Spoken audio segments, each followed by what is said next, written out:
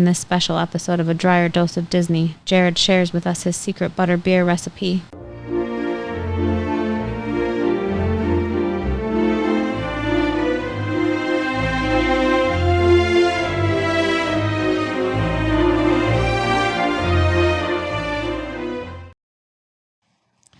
Welcome to another episode of A Drier Dose of Disney. I'm your host, Jared Dreyer, and today we've got another special episode for you on Butterbeer.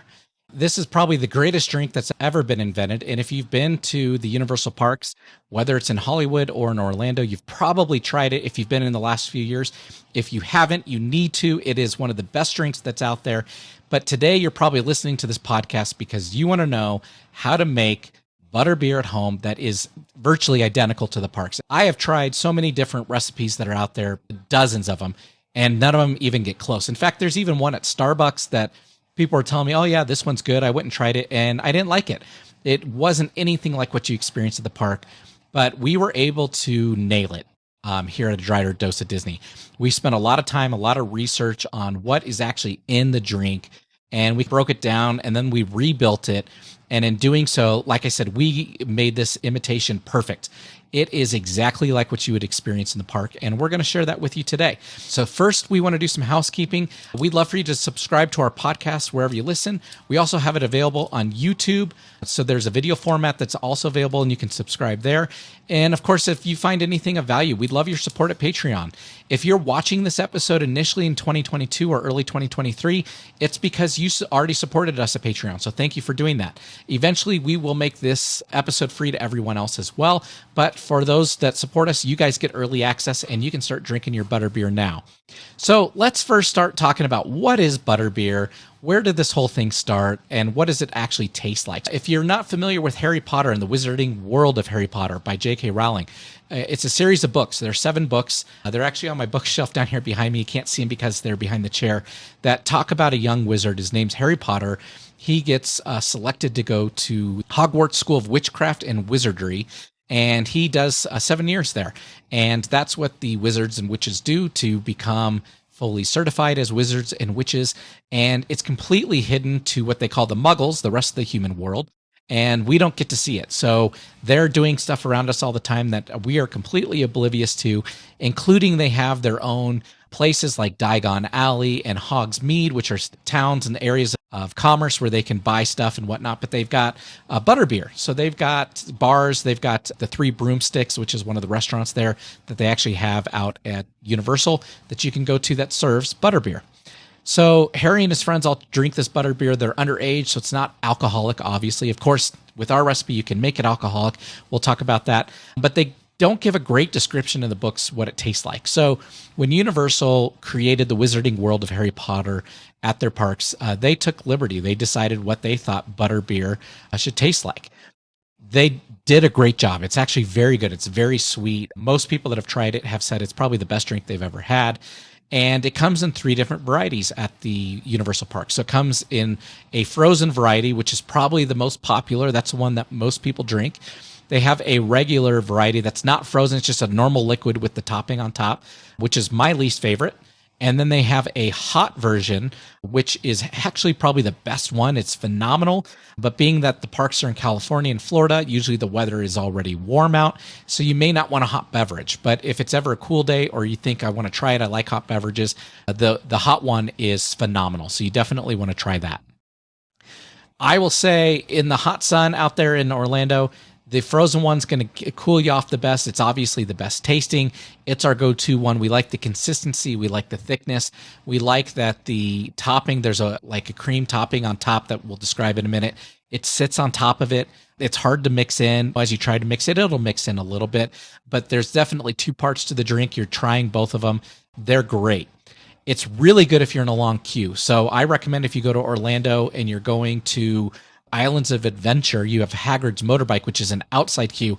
That's the place you want to be drinking a butterbeer while you're waiting in line because it's so hot.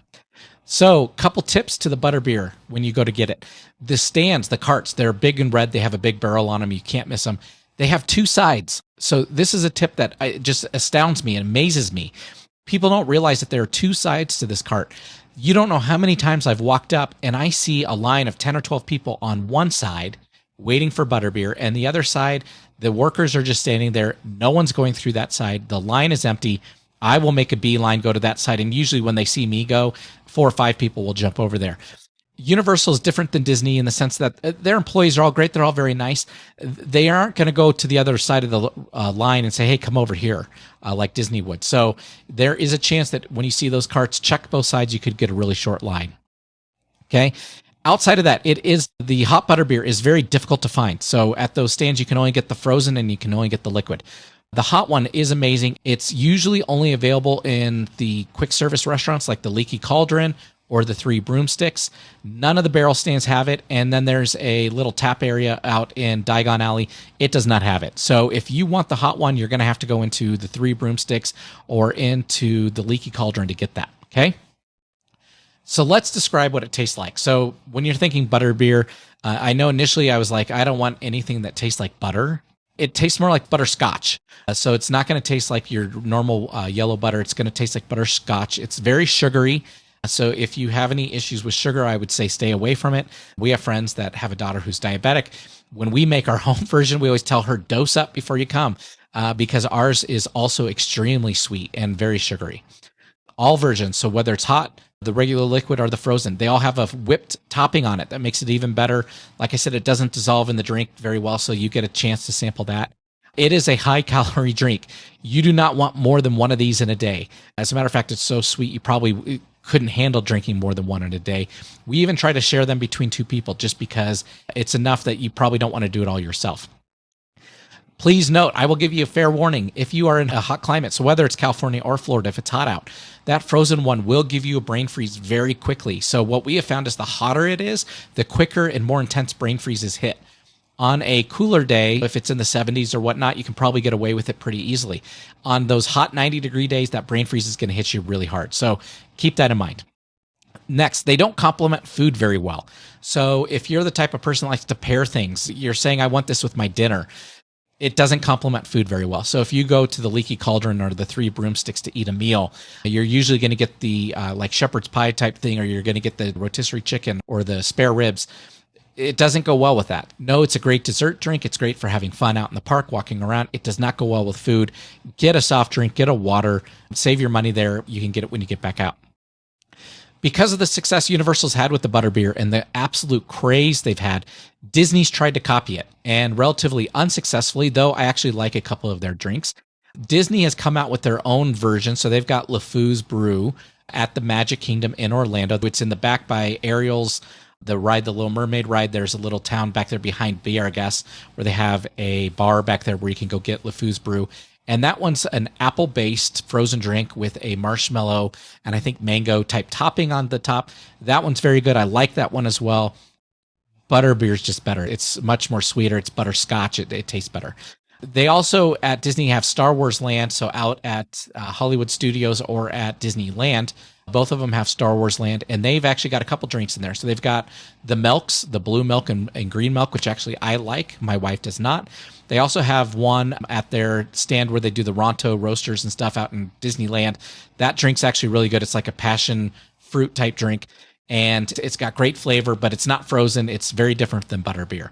And then in Animal Kingdom, out in Orlando, in the Pandora Land, they've got a frozen drink out there at a little stand right outside of the Flight of Passage ride. And that one's a pear-based drink, and it's very tart, but it's got the boba in the bottom with some fruit juices in those.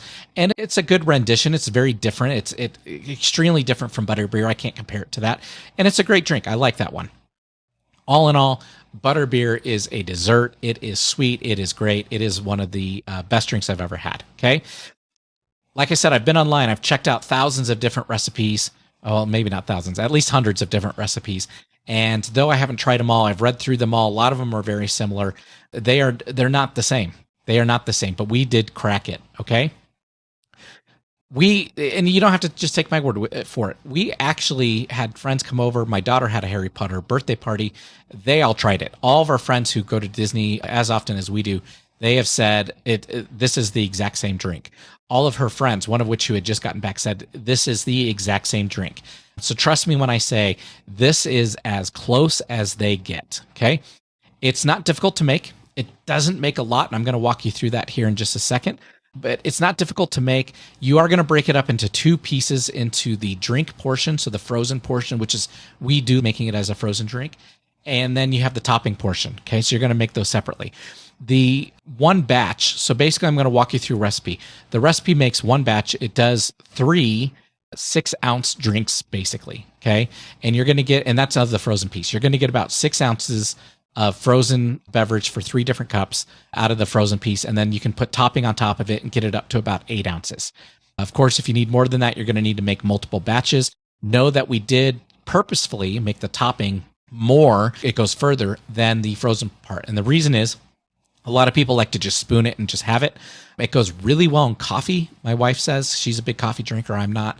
And anytime that we make it, if we've got anything left over, we'll save it, throw it in the fridge, and then she'll add it to her coffee over the next couple of days. So we purposely did that so that it goes a little bit further. For our setup, you do not need to have a Margaritaville machine, but we do use a Margaritaville machine. The reason is it shaves the ice, and that actually makes a really good consistency. You can use a blender. Just know that if you use a blender and the way that it breaks up ice, you're going to have ice chunks versus shaved ice. There's a little bit of a difference there. It's not a huge difference. The taste will be identical. The consistency is going to be what's different. Okay. So if you have a Margaritaville machine, we say definitely use that. If you are a huge Butterbeer fan and you like this recipe, go get a Margaritaville machine. It is totally worth it. It makes the drink 10 times better. Shaved ice is the way to go. Now, alternatives.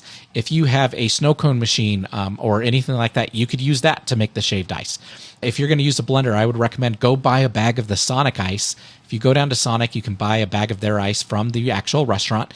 That nugget ice is smaller, it breaks up better, and it will break up in your blender better than big, huge ice cubes. So here we go. Without further ado, here is the recipe that we have created at A Dryer Dose of Disney for our Butterbeer. First, we're going to talk about the drink portion, so the frozen portion. That starts with a 12-ounce can of cream soda. Okay, we buy the generic version from Walmart. That one works just fine. I would imagine any cream soda would work. Almost every recipe you see out there starts with the base of cream soda. That's their problem, is they stop with the base of cream soda. There are things you need to add to this to make it taste right. So start with a can of cream soda. Number 2, we add in a 1/4 cup of brown sugar. That will make it obviously sweeter. That definitely helps with the consistency and the flavor and the look, but a 1/4 cup of brown sugar. Next, 1/2 teaspoon, so this is the small one, 1/2 teaspoon of rum flavor. Now, if you wanted to make it alcoholic, I would recommend you could add a white rum in lieu of this. You could take that out and put in a couple shots of white rum, and that would work just fine because it's going to have the same flavor. So we add a 1/2 teaspoon of the rum flavor, or again, you can remove that and put in a couple shots of white rum. Next, a 1/2 teaspoon, again, the small one, of butter extract. And this was a thing I didn't know existed until I started playing around with this recipe and found somebody online talking about it, and I went to the store and found it. But just like vanilla or all the other condiments, the syrups, there's one called butter extract that you can get. So a 1/2 teaspoon of butter extract. Next, 3 tablespoons. So these are the bigger ones. And by all means, let them overflow. You can go as much as you want. You want the butterscotch sundae syrup. And I'll put up a graphic to show you this if you're on YouTube. But you want the butterscotch sundae syrup. I've heard a lot of people talk about using caramel. Caramel doesn't taste the same. The butterscotch is what makes this flavor really kick and really taste like the one in the park. You want to find butterscotch sundae syrup, okay? Do not do butterscotch syrup like what Starbucks has. Starbucks uses, they have like a liquid version. That's not going to taste the same. You want the sundae syrup. You want the kind, if you go find the Hershey's chocolate next to the ice cream, you want the one that's right next to that. That's the sundae syrup, the butterscotch. It's thicker. It's got a better consistency and a better flavor. It's a stronger flavor. So you want 3 tablespoons of that. You can overflow them if you want, but we put 3 into this drink mix. And we mix it together. So that's it. So you've got the can of cream soda, 1/4 cup of brown sugar, 1/2 teaspoon, the small one, of rum flavor, 1/2 teaspoon, the small one, of butter extract, 3 tablespoons, the big ones, of butterscotch sundae syrup, and we blend it all together. Okay, so that's your frozen piece. Now let's go to the topping. You start with 8 ounces of heavy whipping cream. This is inexpensive. You can get it at any grocery store, and you can even get 8-ounce cartons. That's what we recommend. That's the easiest, unless you're going to have a whole bunch of people and you need to make multiple batches. Like I said, this recipe only makes 3 8-ounce glasses of it when it's all finished. So if you have a lot of people, you're probably going to want to double this up. So 8 ounces of heavy whipping cream. Next, 3/4 cup of marshmallow fluff. And this is where a lot of the recipes go awry, and they miss this.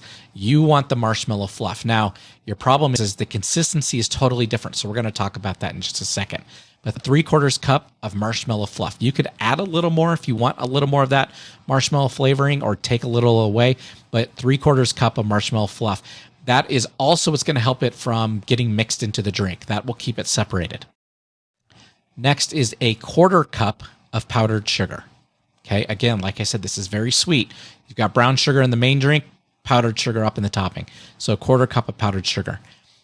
1/2 teaspoon, so again, the small one, of vanilla. Just plain vanilla. Again, you can find that in your grocery store in the condiments. So 1/2 teaspoon of vanilla. And then 3 to 5, whatever suits your flavor, of the big tablespoons again of that butterscotch sundae syrup. You want it in both the drink and on the topping, okay? And then what you want to do is you want to whisk it all together. Now, your problem is this is going to take a few minutes because that marshmallow fluff is so thick, it does not want to mix well with the others. We've had a lot of challenges with that. We've used a hand mixer, the little mini hand blender my wife used last time. That actually worked well. It went really quick, but in the end, it didn't break down the same way. So I recommend take about 5 minutes. You're going to sit there for a few minutes with that whisk and just keep whisking it around and around till you get it to a smooth consistency and get that marshmallow fluff and that whipping cream to the same level. Okay. And from there, you're done. You're going to just pour it right on top. We prefer always serve it with a straw. And the reason you want to serve it with a straw is because the layers don't mix well together. You can use the straw to try to do that, but then you can sample some from the bottom. You can draw some from the top and get it all together in one mouthful. And you're going to just be in delight with how good this butterbeer recipe is. Again, this is basically identical to the Parks. I've never seen the Park recipe, full disclosure. I can tell you though, side by side, you probably wouldn't be able to tell the difference between the two. With the exception, we do believe ours is just a tad bit sweeter, and it's probably in that powdered sugar or in that brown sugar. So we may be able to back that down just a little bit and hit it a little bit closer, but we like it because it's sweet and we like sweet things. There you have it. Go out there, try with your family, make that butterbeer recipe tonight, enjoy it with one another, and have a little bit of the Parks at home. Thanks for joining us today. Again, we hope that you subscribe to our podcast or onto our video podcast on YouTube, wherever you're listening to us. Please click that subscribe button. Please go onto our Facebook page. You can click follow us there. We've also got our I Can Do This All Day tip of the day merchandise out there on Etsy, and you're probably already subscribed to us through Patreon. So we thank you for the support, but if not, you can go support us there or make a donation. Have a magical day.